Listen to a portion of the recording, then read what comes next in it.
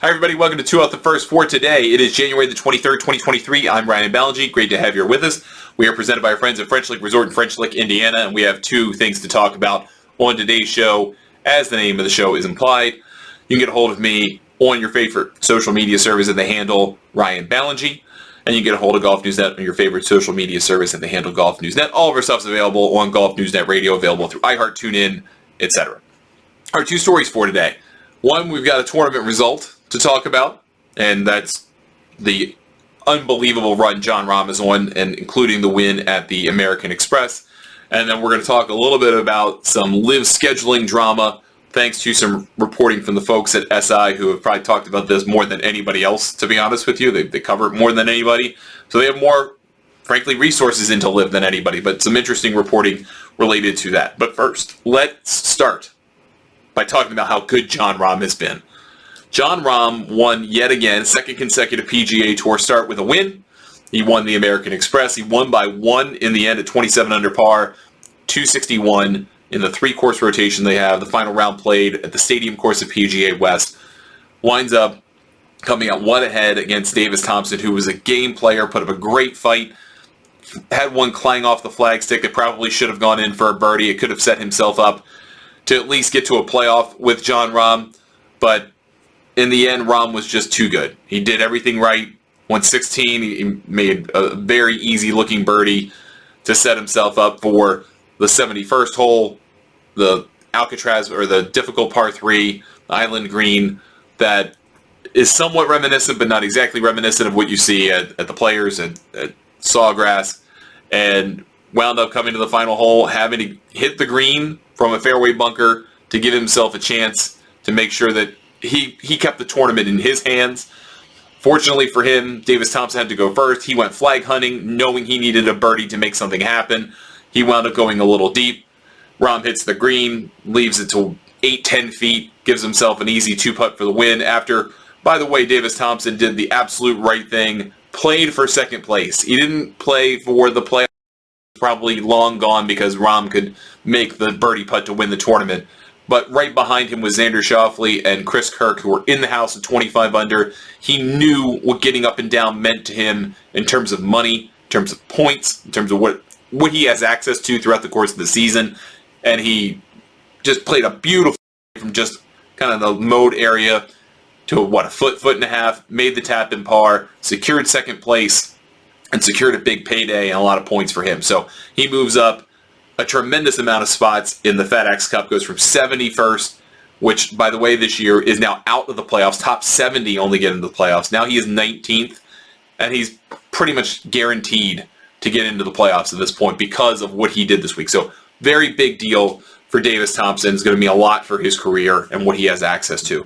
As we mentioned, Xander Schauffele, who had an albatross in the final round, by the way, and he talked about that, and the PGA Tour kind of peacock that cost him, or was worth to him, about $300,000 worth of prize money because of the shot that went in. And they showed some footage of it going in, and he's kind of said he missed his line, and he was trying to be aggressive, but he was really trying to miss a little bit left because that makes an easy up and in or an easy two-putt for birdie, and instead just went right over the water hazard guarding the green, guarding the pin position, hit the green just right, probably, 5-6 feet away from doom, and then roll right in the hole for an albatross too. So incredible for him, and that was really what got his round going, because at that point he had made 4 consecutive pars, 3 under par in the round, and then from there wound up shooting 10 under 62, rocketed up the leaderboard, moved up 13 spots in the final round. Big deal for him. Great outing for Chris Kirk. And there's Taylor Montgomery again, 5th place, solo, 24 under total. I know that there are a lot of folks who expect him to win soon, and I think I'm one of them.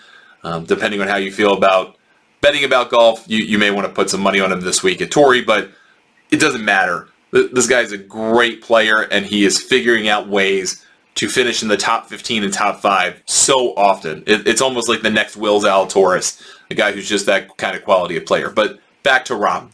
Rahm has been on an incredible ride going back to the BMW PGA Championship last fall. He's played 7 tournaments, including that one. He has won 4 of them. He's won the last 2. He has finished no worse than tied for 8th in any of them, and that bad finish was in the Hero World Challenge in a 20-player field. Everything else has been inside the top 6 in his last 7 starts. He is 134 under par in that span, and if you look at what he's done in the last 2 tournaments, it is unbelievable what he has accomplished. He is 54 under par in his last 2 tournaments. That's beyond crazy. And coming into this week, a lot of the Amex, a lot of people expected him to do well, of course. He won the tournament in the past. There's a reason he's playing it. He supported this tournament over the years, so there's not an acclimation process to this course or courses as part of the rotation. But he also got upset in prior years, last year, when he called this effing putting contest. And he got upset that he wasn't able to win the tournament because it turned into something that maybe he thought didn't suit his game. Well, turns out that wasn't the case. And he joked about it, said, hey, well, this year I won the putting contest. But he did say he doesn't even have his best game this week, which is frightening for a guy that shot 27 under par to say he didn't have his best game and still won the golf tournament. That is an indication of where Rahm is right now. Obviously, the results tell you that.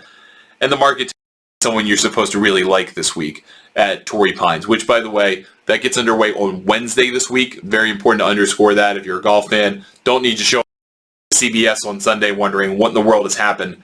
That's not going to be there. They have moved this tournament. They did it last year. They're going to keep doing it.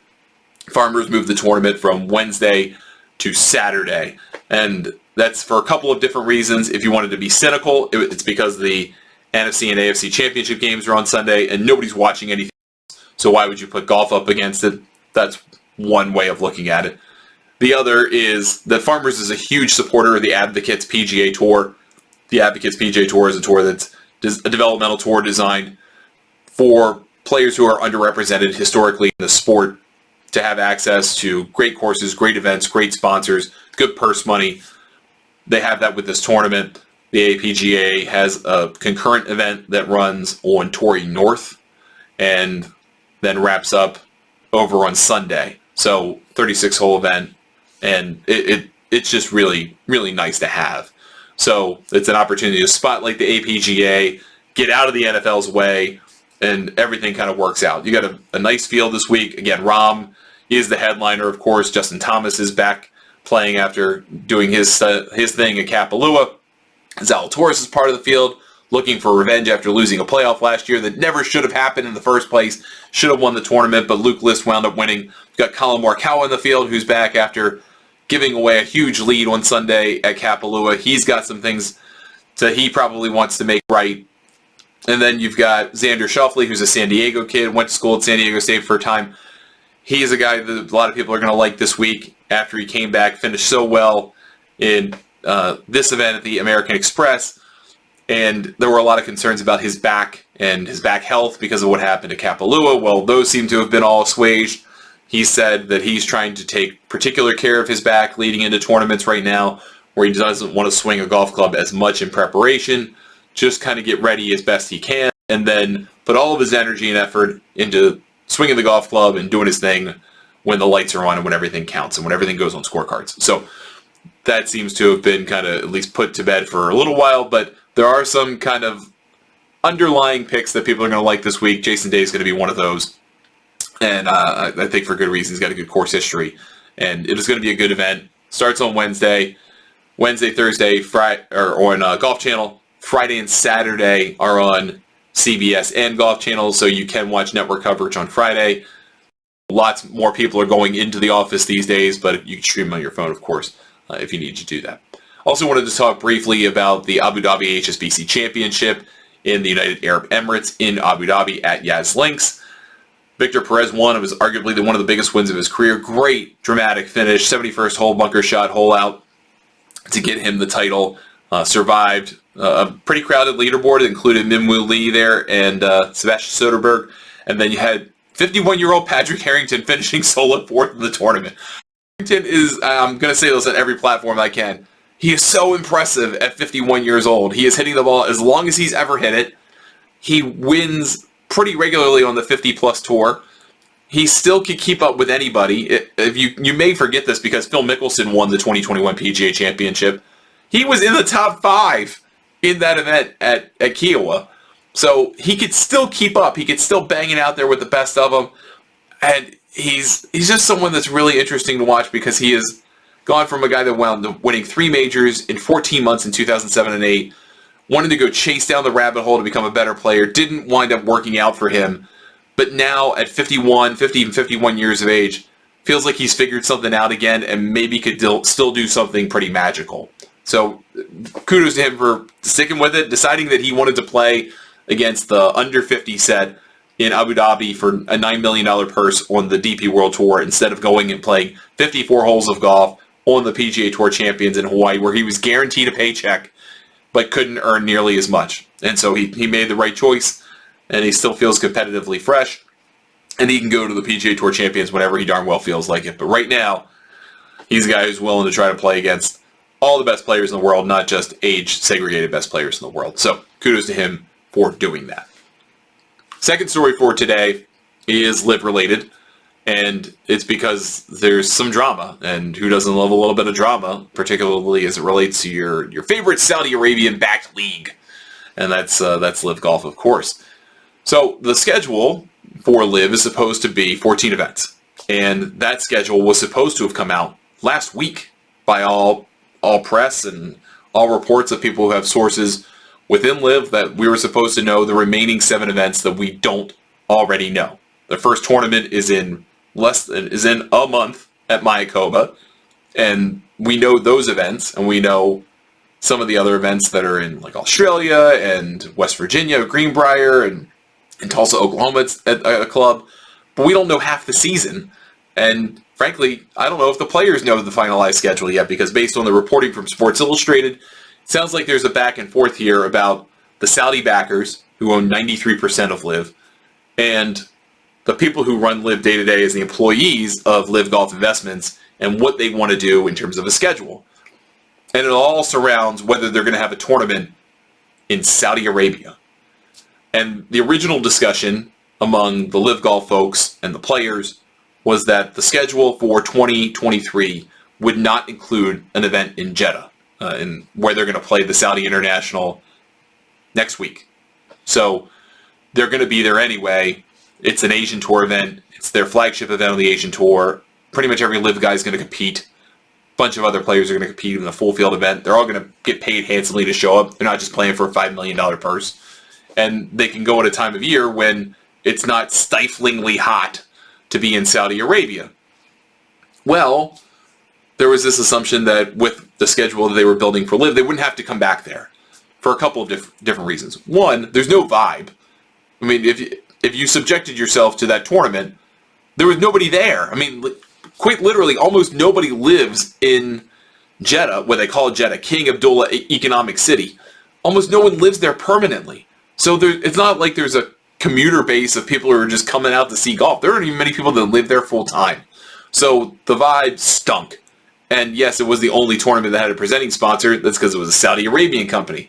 But for a tour that is trying to project to the world that they have a fun and vivacious atmosphere that's different than your typical golf tournament, the lack of people and the stone cold silence in Jeddah is not a good contrast. It just doesn't work.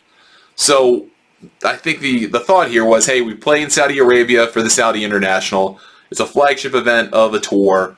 That's all nice and good. We'll do that, and then we won't come back here. We'll do it once a year instead of twice a year if you're a LIV guy.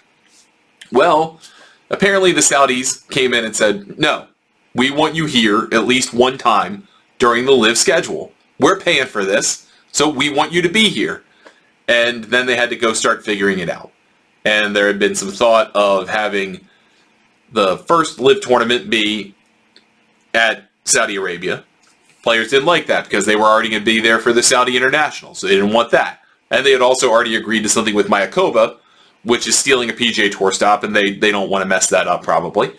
So they already had that on the books. They've got a good chunk of the schedule already for the months that it would be tolerable to be in Saudi Arabia. You don't want to be there in May, June, July, August, maybe September. It's freaking hot. Why would you want to play golf there? That's not golf season. So the players are going to balk at that.